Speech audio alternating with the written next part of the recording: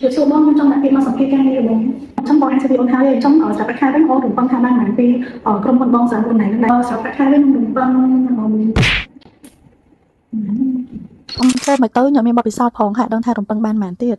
Just Spot Cambodia Hello សួស្តីអ្នកនរគ្នាតែខ្លះអ្នកដូចវីដេអូមិនដូចតែខ្ញុំសំដែងមែនណាសម្ភារហ្នឹងអីអបអរសូមអញ្ចឹងគឺថាគេមកយកអត់ចឹងពួកអត់ដឹងថាយើងត្រូវរំពឹងមែនអត់នៅតែต้องរៀនចប់ឆ្នាំទី4ហើយគាត់ចង់មកធ្វើការក្នុង Chinese company គឺយើងឲ្យរំពឹងថាបានខ្ទង់300ទៅ350គ្នាប៉ុន្តែវាចង់សម្រាប់ប្រាក់ខែហ្នឹងក៏អ្នកនរគ្នាត្រូវដឹងថាវារំពឹងទៅលើ skill ហើយនិង experience របស់អ្នកនរគ្នាដូចប៉ុន្តែអ្នកនរគ្នាចេះចិននិងអង់គ្លេសដល់កម្រិតណាចង់ទៅមក skill ក៏មក salary ដូចគ្នាតែលើអ្នកនរគ្នាចេះចិននិងមួយកញ្ចក់អង់គ្លេសបានកម្រិតណាអញ្ចឹងបើយើងចេះចិនយើងអាចថែមលើហ្នឹង$50ទៅ$100បានដូចគ្នាហើយបើអ្នកនរគ្នាអត់មានបទពិសោធន៍ទេអាចឆ្លើយបានថា since I'm just starting out my expectation is around 250 to 300 based on the market but I am flexible and open to negotiation depend on the role ថាអ្នកនរគ្នាអត់មានបទពិសោធន៍ទេប៉ុន្តែរំពឹងប្រាក់ខែថាបានប្រហែល250ទៅ300តាមទីផ្សារនិងលក្ខខណ្ឌរបស់ក្រុមហ៊ុនប៉ុន្តែអ្នកនរគ្នា flexible ហើយអាចចរចាបានទៅតាមទូនីតិដូចគ្នាបើអ្នកនរគ្នាមានបទពិសោធន៍ទេអាចឆ្លើយបែបនេះបាន visual flexible open ហើយក៏ professional បើអ្នកនរគ្នាចង់ដឹងថាមុនចូលទៅធ្វើការមួយក៏ចូលដាក់សម្ភារបើយើងត្រូវត្រៀមខ្លួនបែបម៉េចទៅបើអ្នកនរចង់ដឹង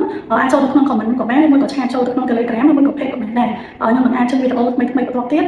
នៃការយល់ដឹងអំពី career របស់ Chinese company